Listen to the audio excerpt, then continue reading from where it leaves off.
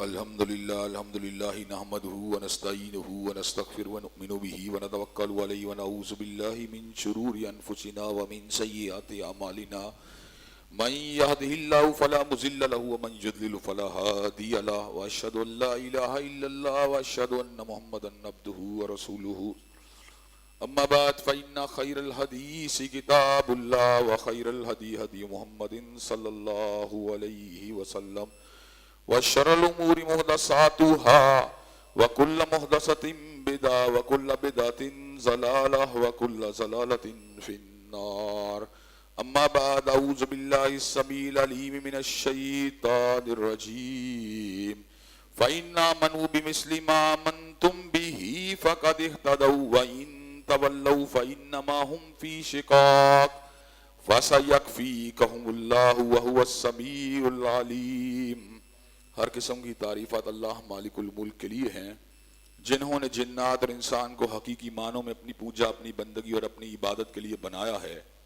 جنات اور انسان کی حقیقی ولادت کا مقصد یہی تھا کہ بارگاہ رب العالمین میں آیا کریں، اپنی جبین نیاز کو مالک کائنات کی بارگاہ میں آ کے جھکایا کریں، اپنے دستے سوال کو کبریا کی بارگاہ میں آ کے پھیلایا کریں، اپنی کمر کو حالت رکوع میں اس کی بارگاہ میں آ کے ہم کیا کریں،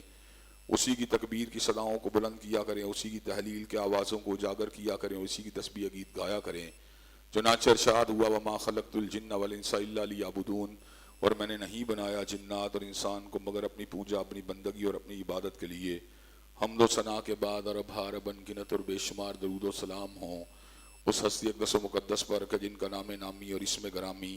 محمد کریم صلی اللہ علیہ وعلی آلہ وصحبہ وبارک وسلم ہے۔ اللہ رب العزت نے امام الہدیٰ علیہ الصلوۃ والتسلیم کو اہل کائنات کی ہدایت اور ان کی رہنمائی کے لیے مبعوث فرمایا، اور آپ کی ذات بابرکات کے ذریعے اہل کائنات کی ہدایت اور ان کی رہنمائی کا خوب بندوبست فرمایا۔ اللہ رب العزت نے امام الہدیٰ علیہ الصلوۃ والتسلیم کی سیرت طیبہ میں طرح طرح کی خصوصیات کو ودیت فرما دیا تھا، اور گوناگو قسم کی صفات کو آپ کی ذات اقدس و مقدس کا حصہ بنا دیا تھا۔ اور ان تمام باتوں سے بڑھ کر یہ کہ میرے آقا کی زندگی میں کوئی صبح ایسی نہیں آئی، کوئی شام اور کوئی رات ایسی نہیں آئی، دکھوں کی کوئی گھڑی اور شغل لمحہ ایسا نہیں آیا جب مالک کائنات نے اپنی تائید کو، اپنی نصرت کاملہ اور اپنی حمایت لازوال اور بے مثال کو حضرت رسول اللہ صلی اللہ علیہ وسلم کے شامل حال نہ فرمایا ہو۔ اور ان تمام باتوں سے بڑھ کر یہ کہ عرش کے رب نے اپنی آخری کتاب حمید کو سید العرب والعجم، امام المتقین والابرار، حضرت اشرف الانبیاء والمرسلین، حضرت خاتم النبیین جناب محمد کریم صلی اللہ علیہ وسلم قلب اطہر میں نازل فرما دیا تھا۔ یہ کتاب علم کا، حکمت کا، دانائی کا، سعادت کا، کامیابی کا، عروج کا اور جنت کے راستے رہنمائی کرنے کا ایک عظیم ڈاکومنٹ اور ایک عظیم الشان دستاویز ہے۔ اس کے آ جانے کے بعد انسان کو کسی اور ڈاکومنٹ کی ضرورت نہیں رہتی۔ احادیث طیبہ بھی در حقیقت اسی ڈاکومنٹ کی تشریح اور تفسیر ہیں۔ حضرت رسول اللہ صلی اللہ علیہ وسلم نے جو کچھ بھی بیان کیا در حقیقت وہ قرآن مجید ہی کی تفسیر تھا۔ وَأَنزَلْنَا إِلَيْكَ الذِّكْرَ لِتُبَيِّنَ لِلنَّاسِ مَا نُزِّلَ إِلَيْهِمْ۔ اللہ تبارک و تعالیٰ خود اعلان فرماتے ہیں ہم نے آپ کے اوپر ذکر کو اس لیے نازل کیا تاکہ آپ لوگوں کو بیان کریں جو ان کے لیے اتارا گیا ہے۔ حضرت رسول اللہ صلی اللہ علیہ وسلم کا اٹھنا بھی قرآن تھا، بیٹھنا بھی قرآن تھا، چلنا بھی قرآن تھا، آپ کی سماجی زندگی بھی قرآن تھی، آپ کی سیاسی زندگی بھی قرآن تھی۔ اللہ تبارک و تعالیٰ نے صرف حروف کا نزول نہیں فرمایا، صرف الفاظ کا نزول نہیں فرمایا، بلکہ ایک رول ماڈل کو بھی ہمارے لیے قائم اور دائم فرما دیا تاکہ رہتی دنیا تک کے انسان جو ہیں جب وہ قرآن مجید پہ عمل کرنے کی کوشش کریں تو ان کے سامنے ایک رول ماڈل موجود ہو کہ قرآن مجید کے اوپر اس طرح عمل ہونا چاہیے، اس طرح عمل ہونا چاہیے، ایسے عمل کرنا چاہیے۔ عربی زبان بڑی ہی فصیح و بلیغ زبان ہے۔ اس کے اندر ایک ایک لفظ کے کئی معنی ہیں، اس کے اندر ایک ایک اسم کے لیے اور ایک ایک چیز کے لیے درجنوں جو ہیں اسماء موجود ہیں۔ ایسی صورتحال کے اندر قرآن مجید کے مفاہیم کو متعین کرنے کے لیے فقط لغت کافی نہیں تھی۔ اگر لغت کے گھوڑے دوڑا کر ہم فقط قرآن مجید کے معنی اور مفاہیم کو سمجھنے کے قابل ہو جاتے تو شاید اللہ تبارک و تعالیٰ اس کتاب حمید کو تنہا بھی نازل فرما سکتے تھے، لیکن اللہ تبارک و تعالیٰ کو اس بات کا علم تھا، اللہ تبارک و تعالیٰ یہ بات جانتے تھے کہ اس کتاب کے اندر ایسے ایسے اجمالی مقامات موجود ہیں اور ایسے ایسے تشریح طلب مقامات موجود ہیں جہاں پر مسلمان کی عقل جو ہے وہ برتہ حیرت میں گم ہو جائے گی اور وہ کبھی بھی صحیح نتیجے کے اوپر نہیں پہنچ سکتا جب تک اس کے پاس حضرت رسول اللہ صلی اللہ علیہ وسلم کی رہنمائی موجود نہ ہو۔ حضرات گرامی قدر، قرآن مجید چونکہ ایک آفاقی اور عالمگیر کتاب ہے اور اس کے مفاہیم اور معانی قیامت کی دیواروں تک کے لیے قائم اور دائم ہیں، اور حضرت رسول اللہ صلی اللہ علیہ وسلم کی شرح متین کو بھی یہ اعزاز حاصل ہے کہ وہ بھی قیامت کی دیواروں تک قائم اور دائم ہے، تو وہ لوگ جو انکار حدیث کرنے والے ہیں، ان کا سرگنا اور ان کا بہت بڑا لیڈر اور رہنما غلام محمد پرویز یہ بات کہا کرتا تھا کہ قرآن مجید کے مفاہیم کو ہر عہد سے ہم آہنگ کرنے کے لیے ایک مرکز ملت ہونا چاہیے، ایک علماء کا بورڈ، علماء کی کمیٹی ہونی چاہیے جس کی تفاسیر کی روشنی میں قرآن مجید کے مفاہیم اور معانی کو حالات حاضرہ کے اوپر منطبق کیا جا سکے۔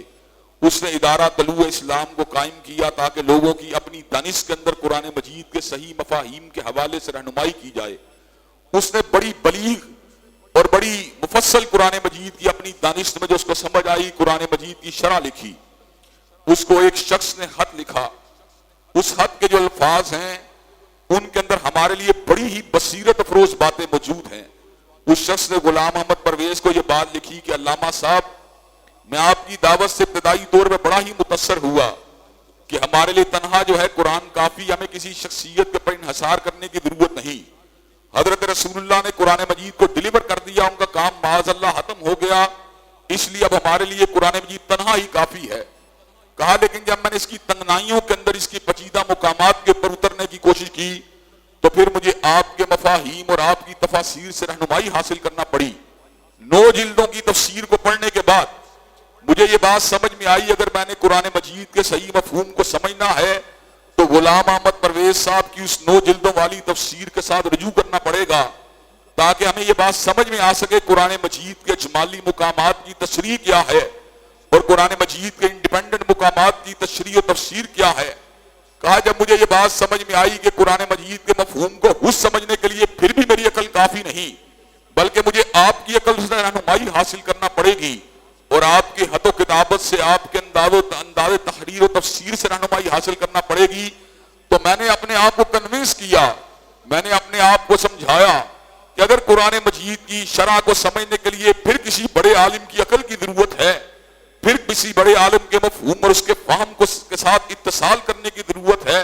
تو کیوں نہ حضرت رسول اللہ صلی اللہ علیہ وسلم کی صحاح ستہ سے رجوع کیا جائے۔ آپ کی 9 جلدوں کی بجائے حضرت رسول اللہ کی 6 حدیث کی کتابیں جو ہیں ان سے کیوں رجوع نہ کیا جائے جن کے پر قرآن نازل ہوا؟ اگر ان کی بات کو مان کے قرآن مجید کو سمجھا جائے وہ بات بہتر ہے کہ ادارہ طلوع اسلام کے اندر ہونے والی تفسیر بہتر ہے۔ حضرات گرامی قدر یہ وہ چیز ہے جس سے انسان یہ بات سمجھ جاتا ہے کہ حضرت رسول اللہ ایک آئیڈیل حیثیت کے حامل ہیں، حضرت رسول اللہ کوئی معمولی ہستی نہیں ہیں، حضرت رسول اللہ صلی اللہ علیہ وسلم وہ ہیں ما کان لبشر ان یکلمہ اللہ الا وحی نو من وراء حجاب او یرسل رسولا فیوحی باذنہ ما یشاء انہ علی حکیم۔ کہ عام لوگ تو کلام کرتے ہیں علماء کے ساتھ، عام لوگ تو کلام کرتے ہیں شیوخ کے ساتھ،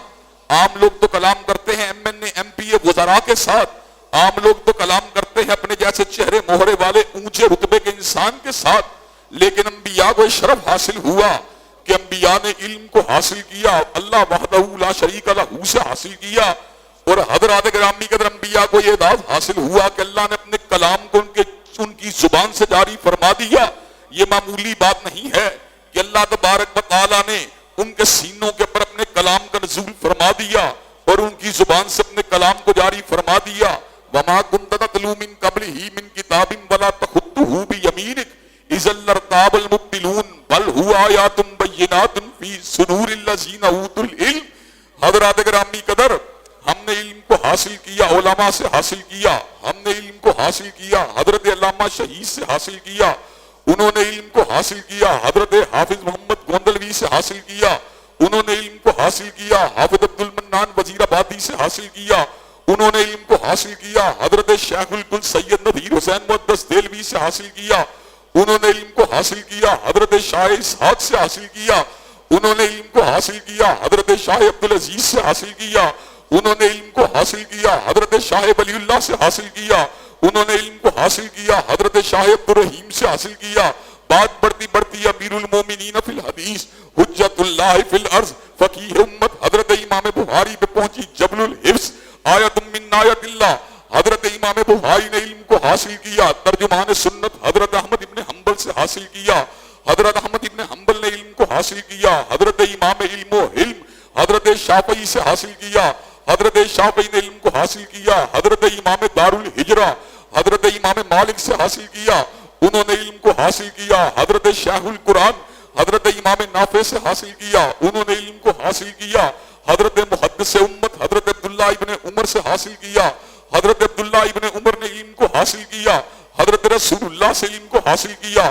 لیکن حضور نے علم کو حاصل کیا نہ علماء سے حاصل کیا، نہ فضلاء سے حاصل کیا، نہ شیوخ سے حاصل کیا، نہ استادوں سے حاصل کیا. حضور نے علم کو حاصل کیا علیم سے حاصل کیا، علام سے حاصل کیا، خبیر سے حاصل کیا، سمیع سے حاصل کیا، بصیر سے حاصل کیا. وما كنت تتلو من قبله من كتاب ولا تخطه بيمينك اذا لارتاب المبطلون بل هو آیات بینات فی صدور الذین اوتوا العلم. حضرات گرامی قدر آج سے پہلے آپ نے کسی کے سامنے زانو تلمس کو طے نہیں کیا. اگر آپ نے کسی شیخ سے علم کو حاصل کیا ہوتا، کسی انسان سے علم کو حاصل کیا ہوتا تو شک کرنے والوں کے شک میں بدن ہوتا. لیکن آج وہ بات کر رہا ہے کہ جس نے آج سے پہلے کسی کالج کا رخ نہیں کیا، کسی درسگاہ کا رخ نہیں کیا، آج وہ بات کر رہا ہے کہ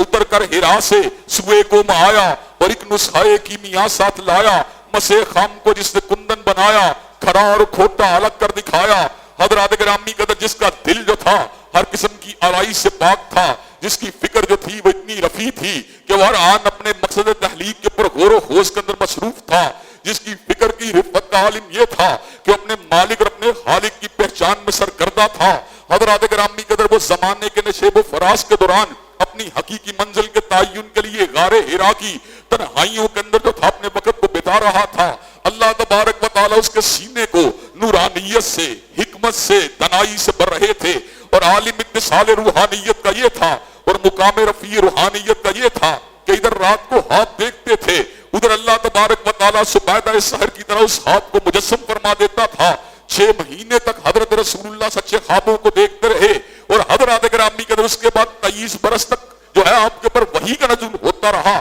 اسی وجہ سے حضرت رسول اللہ کے اس فرمان مبارک کی تشریح سمجھ میں آتی ہے جب آپ نے اس بات کا اعلان فرما دیا کہ خواب جو ہے وہ وحی کا 46واں حصہ ہے. تو اس بات کا مفہوم اور مطلوب یہ ہے کہ جب آپ کے اوپر 23 برس تک وحی کا نزول ہوا، اس کے مد مقابل آپ کے اوپر 6 مہینے تک سچے خوابوں کا جو تھا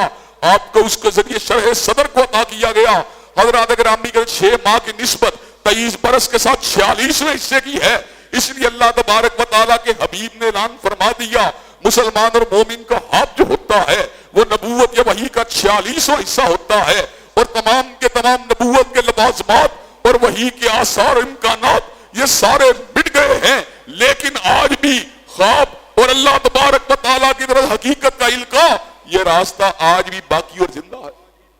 حضرات گرامی قدر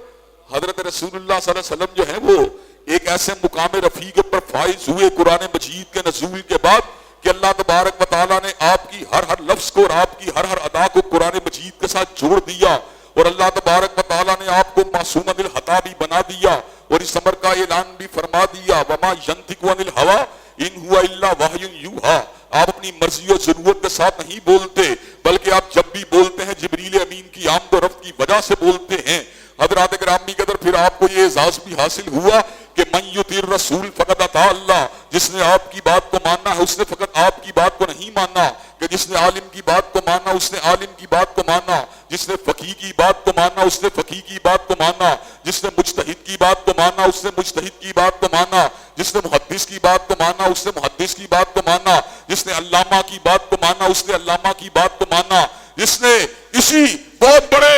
عالم اور بالغ اور نقطہ نظر اور دانشور صاحب نقطہ دان دانشور کی بات کو مانا اس نے دانشور کی بات کو مانا. لیکن کائنات میں یہ مقام رفیع اگر حاصل ہوا تنہا مصطفیٰ کو حاصل ہوا، تنہا محمد کریم علیہ السلام کو حاصل ہوا، تنہا حضرت رسول اللہ کو حاصل ہوا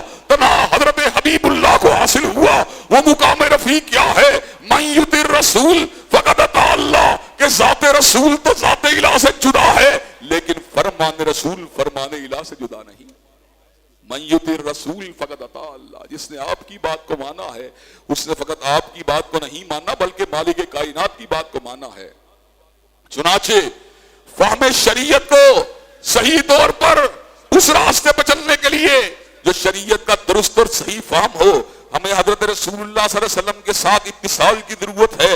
آپ کے نقش قدم کے پر چلنے کی ضرورت ہے۔ حضرات گرامی کے اندر ہمیں ایک امام کی ضرورت ہے، ایک مقتدا کی ضرورت ہے۔ جس طرح امام نماز کے اندر جو ہے جب تکبیر تحریمہ کہتا ہے، ہم بھی تکبیر تحریمہ کہتے ہیں، امام سینے کے اوپر ہاتھ باندھتا ہے، ہم بھی سینے پہ ہاتھ باندھتے ہیں۔ امام رفع الیدین کہہ کے رکوع میں جاتا ہے، ہم بھی رکوع میں جاتے ہیں۔ امام سمع اللہ لمن حمدہ کہتا ہے، ہم سمع اللہ لمن حمدہ یا ربنا ولک الحمد کہتے ہیں۔ امام اللہ اکبر کہہ کے سجدے میں جاتا ہے، ہم بھی سجدے میں جاتے ہیں۔ ہم امام کی اداؤں کا تعاقب کر رہے ہوتے ہیں۔ حضرات گرامی کے اس طرح جملہ معاملات کے اندر، زندگی کے تمام نشیب و فراز کے اندر، زندگی کی تمام فیکلٹیز کے اندر، زندگی کے تمام شعبہ جات کے اندر اللہ تبارک و تعالیٰ نے حضرت رسول اللہ کو ہمارا امام بنا دیا، ہمارا مقتدا بنا دیا، ہمارا پیشوا بنا دیا۔ حضرات گرامی کا عالم یہ ہے، حضرت رسول اللہ ہماری تہذیب کے بھی امام ہیں، ہمارے تمدن کے بھی امام ہیں، ہمارے حلیے کے بھی امام ہیں، ہمارے لباس کے بھی امام ہیں،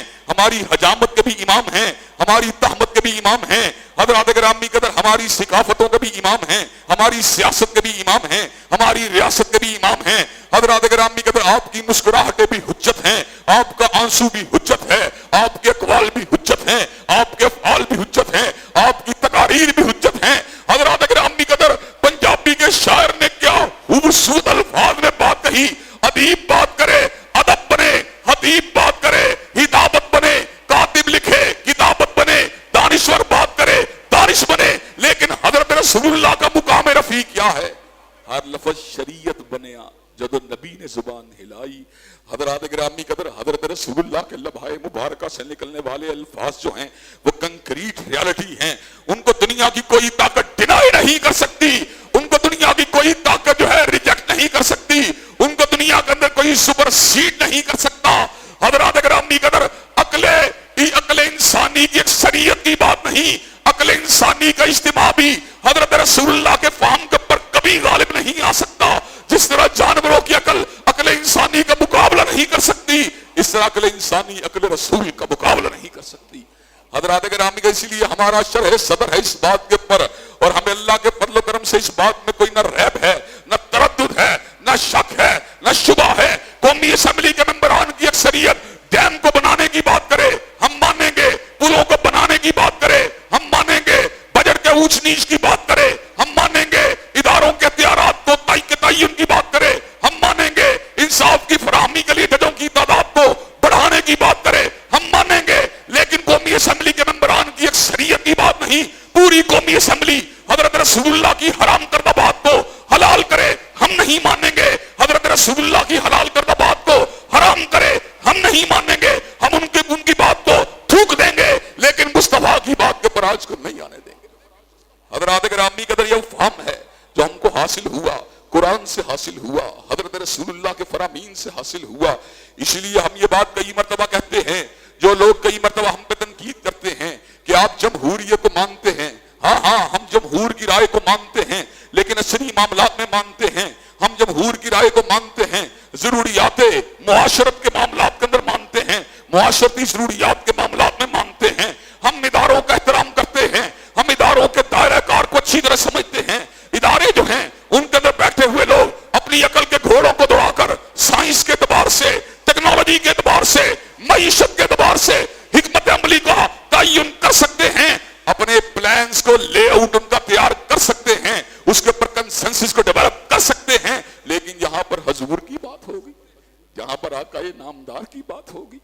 جہاں پر سید ولد آدم کی بات ہوگی، جہاں پہ حبیب کبریا کی بات ہوگی، جہاں پہ بدر الدجا کی بات ہوگی، جہاں پہ شمس الضحیٰ کی بات ہوگی، جہاں پہ والی بطحا کی بات ہوگی، جہاں پر فکان قاب قوسین و ادنیٰ والے مقام والے کی بات ہوگی، جہاں ورفعنا لک ذکرک کی شان والے کی بات ہوگی، جہاں پر علم نشرح لک صدرک کے سینے والے کی بات ہوگی، جہاں پر وما ینطق عن الہویٰ کی زبان والے کی بات ہوگی، جہاں پر ما زاغ البصر وما طغیٰ والی نگاہ کی بات ہوگی، اللہ کی قسم ہے پوری کائنات کی بات کو ٹھکرا دیا جائے گا مگر کملی والے کی بات کو براج کو نہیں آنے دیا جائے۔ حضرات گرامی قدر، اور یہ سبق ہم کو حاصل ہوا، حضرت رسول اللہ سے حاصل ہوا۔ حضور نے سمر کا اعلان فرما دیا، کہا میں والی پتھا میں لیٹا ہوا تھا، دو فرشتے میرے پاس آئے، ایک نے دوسرے کو مخاطب ہو کے کہا اس کے وزن کی بڑی باتیں سنی ہیں، اس کو تولا جائے۔ حضرت رسول اللہ صلی اللہ علیہ وسلم فرماتے ہیں مجھے تولنے کے لیے ترازو کو قائم کیا گیا، ترازو کے پلڑے میں مصطفیٰ کو ڈالا گیا، دوسرے پلڑے میں ایک آدمی کو ڈالا گیا، مصطفیٰ کا پلڑا بھاری تھا۔ حضرات گرامی کا ترازو کے دوسرے پلڑے میں 10 آدمیوں کو ڈالا گیا، حضرت رسول اللہ کو دوسرے پلڑے میں ڈالا گیا، حضور کا پلڑا بھاری تھا، 100 کے ساتھ تولا گیا، حضور کا پلڑا بھاری تھا، 1000 کے ساتھ تولا گیا، حضرت رسول اللہ کا پلڑا بھاری تھا، لاکھ کے ساتھ تولا گیا، حضرت رسول اللہ کا پلڑا بھاری تھا، 10 لاکھ کے ساتھ تولا گیا، حضرت رسول اللہ کا پلڑا بھاری تھا۔ جمی انسانیت کو ایک پلڑے میں ڈالا گیا اور تنہا مصطفیٰ کو دوسرے پلڑے میں ڈالا گیا۔ جمی انسانیت کا پلڑا ہلکا تھا اور حضرت رسول اللہ کا پلڑا بھاری تھا۔ جنت کے راستے حضرت رسول اللہ کے راستے ہیں، جنت کی شاہراہ حضرت رسول اللہ کے نقش قدم ہیں، حضرت رسول اللہ کا معراج 7واں آسمان ہے، اور ہمارا معراج جو ہے حضرت رسول اللہ کے نقوش پا کے پر اپنے قدموں کو رکھنے کی جستجو ہے۔ حضرات گرامی کے جس کو اللہ سے محبت ہے، جس کو اللہ سے پیار ہے، اس کے لیے اللہ تبارک و تعالیٰ نے بڑا ہی خوبصورت راستہ بتلا دیا۔ اللہ نے اعلان فرما دیا قل ان کنتم تحبون اللہ فاتبعونی یحببکم اللہ، اور میری محبت کے جو ہے جذبات کے اندر جو ہے دھت ہو کر اپنے گھروں سے نکلنے والوں، اور میری محبت کے اندر مچلنے والوں، اور میری محبت میں تڑپ جانے والوں، اور میری محبت کے اندر آنسوؤں کو گرانے والوں، اور میری رضا کے لیے ہر وقت جو ہے کوشاں رہنے والوں، تمہارے لیے ایک ہی راستہ ہے، مصطفیٰ کے نقش قدم پہ چلا کرو، میں تمہیں اپنا محبوب بنا لوں گا۔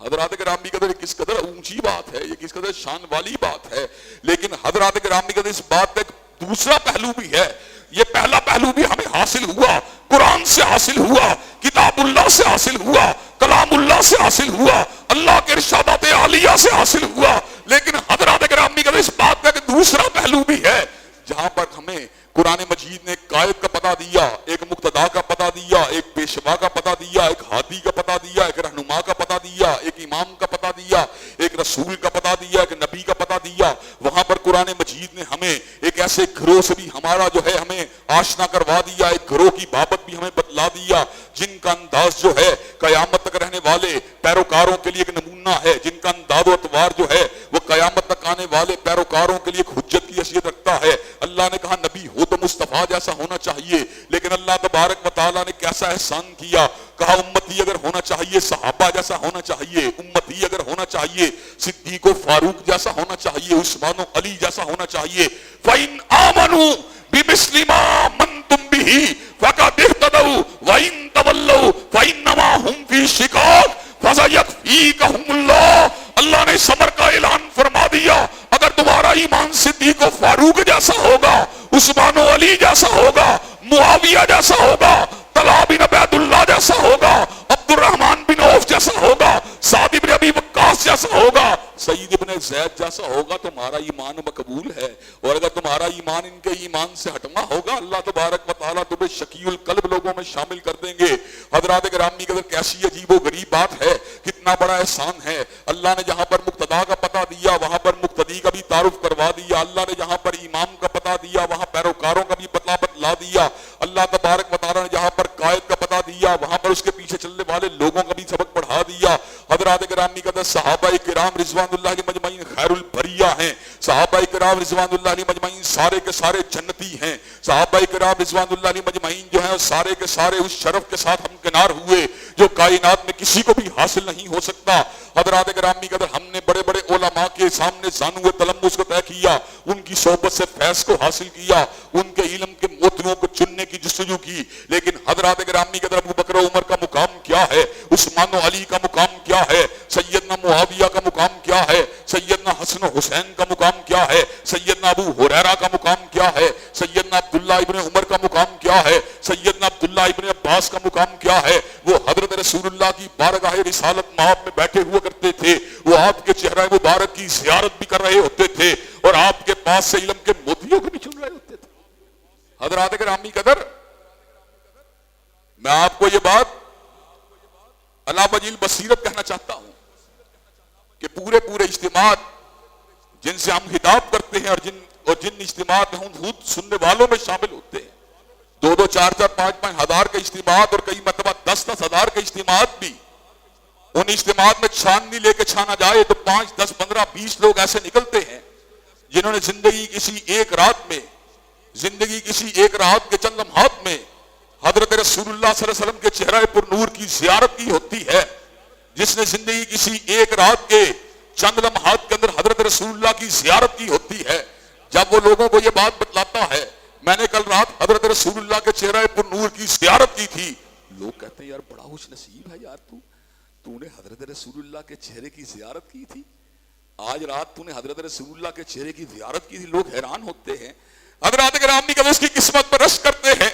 اس کے معمولات پہ غور کرتے ہیں کہ آپ تہجد گزار ہیں، کہ آپ شب زندہ دار ہیں. اللہ تعالیٰ کا فضل ہے، میں نے کبھی کسی غیر محرم کے چہرے کو نہیں دیکھا، میں نے اپنی زندگی میں تہجد کو کبھی قضا نہیں کیا، میں نے کبھی اشراق کی نماز کو نہیں چھوڑا. یہ ان لوگوں کا جواب ہوتا ہے جن لوگوں نے حضرت رسول اللہ کے چہرے کی زیارت کی ہوتی ہے. میں نے کبھی جھوٹ کو نہیں بولا، میں نے کبھی لقمہ حرام کو نہیں کھایا. حضرت رسول اللہ کے چہرے کی زیارت کرنے والوں میں کئی مرتبہ، زیارت سے محروم رہنے والوں میں کئی مرتبہ وہ لوگ بھی ہوتے ہیں جنہوں نے 20 برس تک منبر رسول کے پر حضرت رسول اللہ کی سیرت کو بیان کیا ہوتا ہے. اور آپ کی زیارت سے محروم ہونے والے لوگوں میں کئی مرتبہ بڑے شیخ الحدیث بھی ہوتے ہیں، 50 برس بخاری کو پڑھانے والے بھی زندگی کسی ایک رات میں آپ کی جھلک کے لیے ترستے رہے. لیکن ذالک فضل اللہ یؤتیہ من یشاء، یہ اللہ کا فضل ہے کہ اللہ تبارک و تعالیٰ اپنے حبیب کی زیارت کسی چہرے کو کروا دے، کسی آنکھ کو کروا دے. حضرات گرامی قدر، سوچنے کی بات یہ ہے وہ لوگ تو خوش نصیب ہیں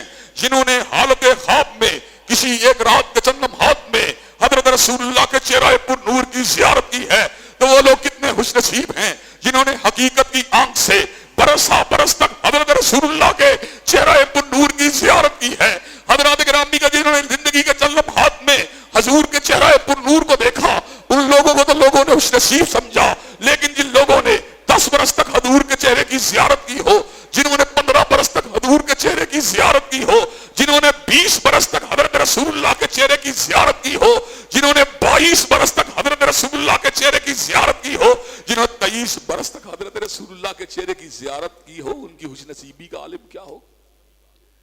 حضرات گرامی قدر، روایات کے اندر مختلف طرح کے الفاظ آئے اور ان کی صحت کے پر نقد بھی کیا گیا. لیکن حضرات گرامی قدر، جب ہم اس مفہوم کی ساری روایات کو جمع کرتے ہیں تو یہ بات سمجھ میں آتی ہے کہ جب حضرت رسول اللہ نے حدیث امر کا اعلان فرما دیا، اور یہ روایت بالکل درست ہے،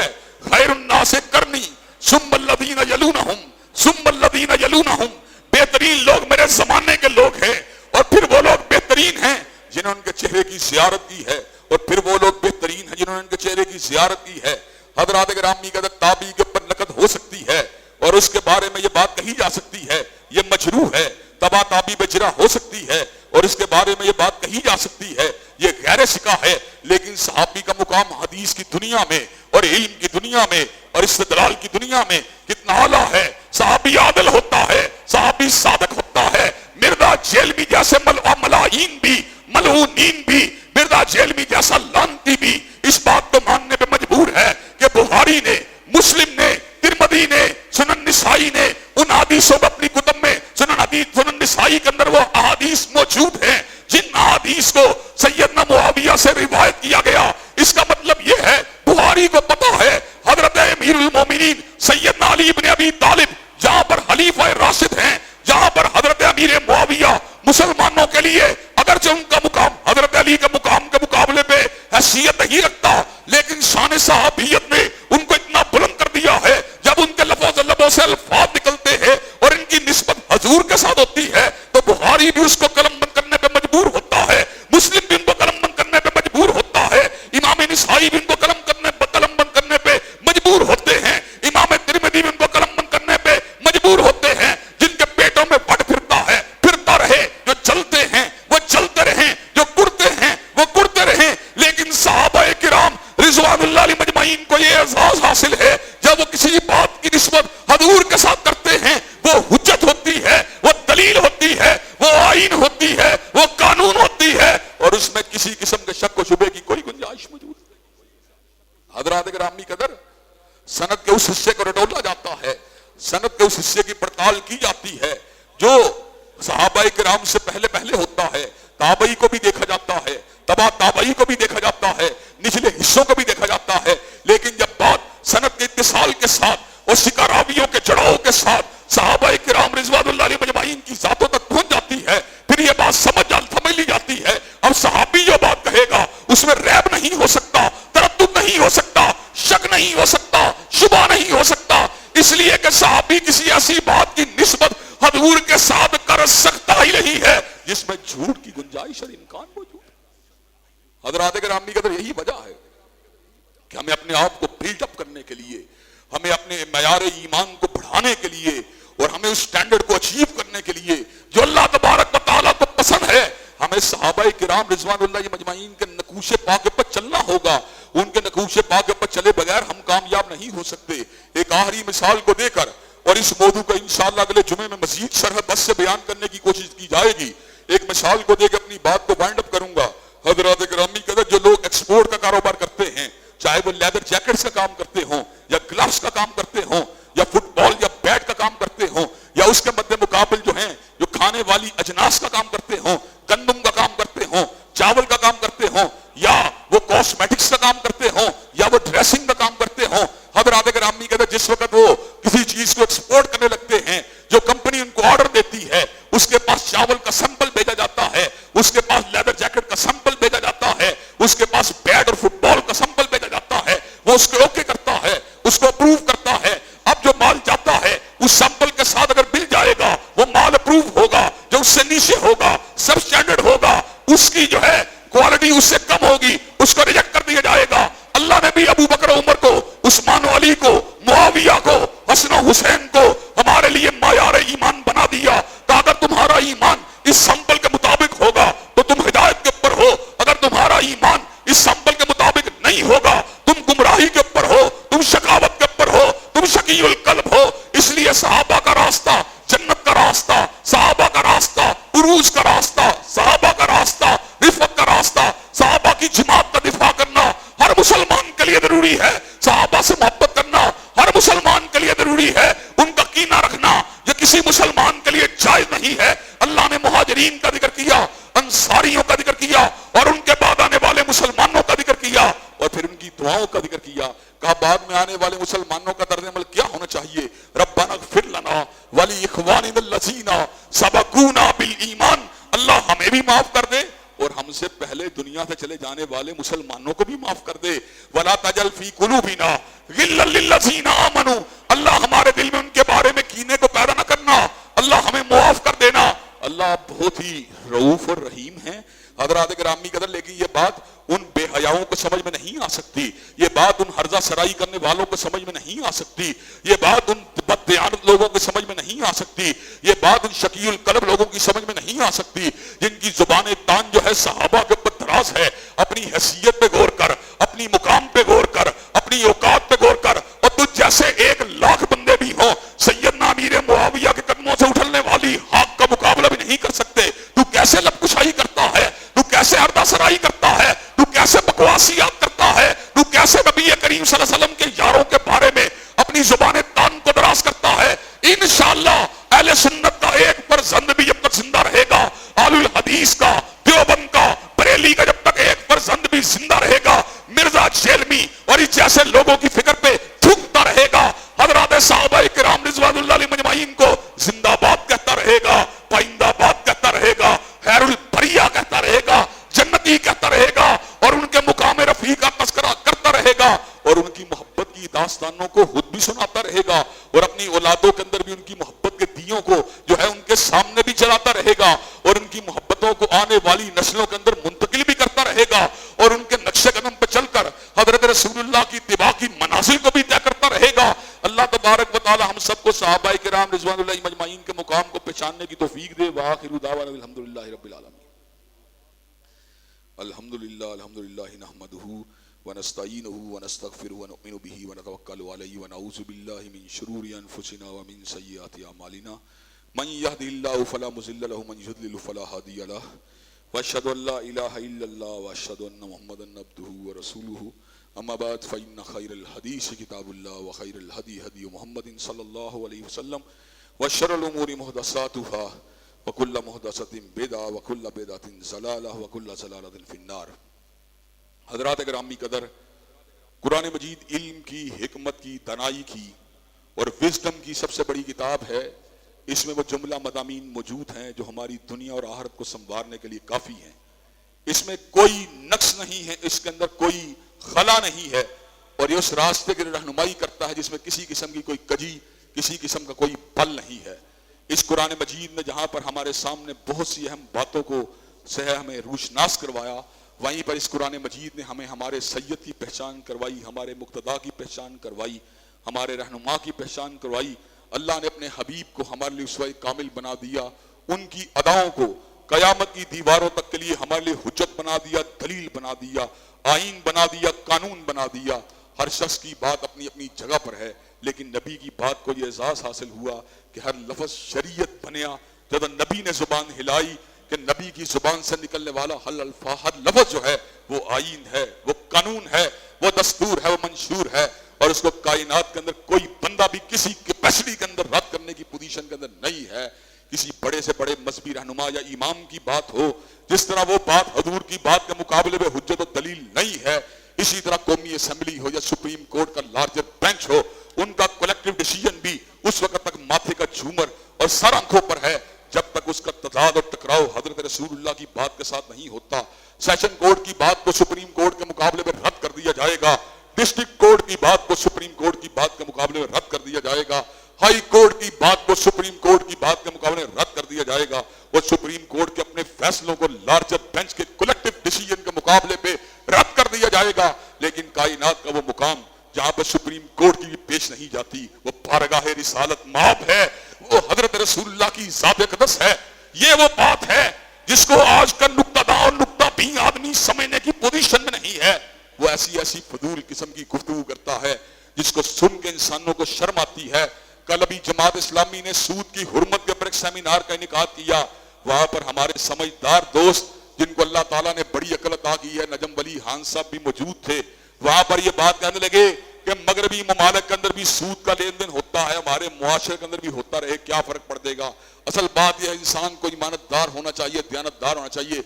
नजम वली खान साहब जो बंदा अल्लाह का बागी है, जो हजरत रसूलुल्लाह का बागी है, वो इंसानियत का खैर हा कभी भी नहीं हो सकता। जो अल्लाह रसूल से खयानत करता है वो इंसानों का खैर हा कभी भी नहीं हो सकता। हजरात गिरामी कहने लगे कि हमें ये बात सोचने की जरूरत है कि तन्हाएं कहां से दी जाएंगी, तन्हाएं ज़कात और सदक़ात से तो नहीं दी जा सकती। तो मैंने उनसे ये सवाल करना चाहता हूं, सूद के पैसों से तनहा लेना जायज है और ज़कात और सदक़ात से जो है तनहा लेना वो मना है? ये कहां से आपने बात सीखी है? हजरात गिरामी के तरफ नापाक ज़राए से हासिल होने वाली आमदन को अपने लिए बिल्कुल दुरुस्त समझते हैं। हमारे मुआशरे का अजीब हाल है, मईशत ही हर चीज बन चुकी है। सिनेमा हॉल खोलो, क्यों खोलें? पीछे से एजेंडा आ रहा है, अमदाद के साथ लगा हुआ एजेंडा आ रहा है। ट्रांसजेंडर बिल पेश करो, क्यों पेश करें? इसलिए कि पीछे अमदाद के साथ जो है एक एजेंडा आ रहा है। जिनसी तालीम को, सेक्स एजुकेशन को हमारे तालीमी इदारों में आम किया जाए। क्यों आम किया जाए? इसलिए कि उसके साथ, इमदाद के साथ एक एजेंडा जुड़ा हुआ आ रहा है। अफसोस की बात यह है, ताइर ला होती उस रिस्क से मौत अच्छी जिस रिस्क से आती है परवाज में कोताही। कई बरस पहले की बात है, ITV के ऊपर एक प्रोग्राम हुआ था जहां पर शराब फरोशों की अंजुमन के एक जो थे ओहदेदार भी मौजूद थे। बड़ी रिस्पेक्ट के साथ मुझे कहने लगे, अल्लामा साहब शराब के ऊपर जो है बैन खत्म कर देना चाहिए, इससे होने वाली आमदन आप पाक कामों में ना लगाएं, सड़कें बना लें, पुल बना लें। मैंने कहा हम आपकी इस बात से कभी एग्री नहीं कर सकते। अगर आपकी इस बात को दुरुस्त मान लिया गया तो कल तवाइफें भी ये बात कहने लगेंगी प्रोस्टिट्यूशन के इदारे को जो है लीगलाइज कर दिया जाए, प्रोस्टिट्यूशन की इजाजत दे दी जाए ताकि हमारी जो डंडी की कमाई है उसको सड़कों पे लगा दिया जाए, पुलों पे लगा दिया जाए, डैमों पे लगा दिया जाए। हमें बेगैरती वाली रकम नहीं चाहिए, हमें गैरत वाला रिज़्क चाहिए। हमने ये वतन जो था बेगैरती का माल खाने के लिए हासिल नहीं किया था,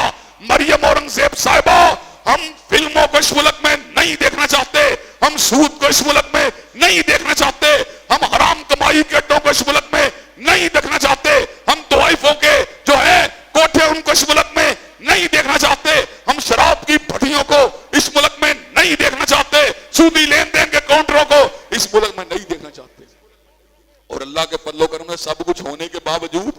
रास्ता भी इतदाल का रास्ता है, दलील का रास्ता है, अमन का रास्ता है, बुरहान का रास्ता है। लेकिन इंशाअल्लाह दलील की ताकत के साथ, बुरहान की ताकत के साथ, कलम की ताकत के साथ, हिदाब और मुदाकरात की ताकत के साथ इंशाअल्लाह इस्तिदाम बातिल की चूल्हे हिला के छोड़ेंगे और इंशाअल्लाह इस्लामाबाद के ईवानों में परचम इस्लाम को इंशाअल्लाह लड़ा के छोड़ेंगे इंशाअल्लाह।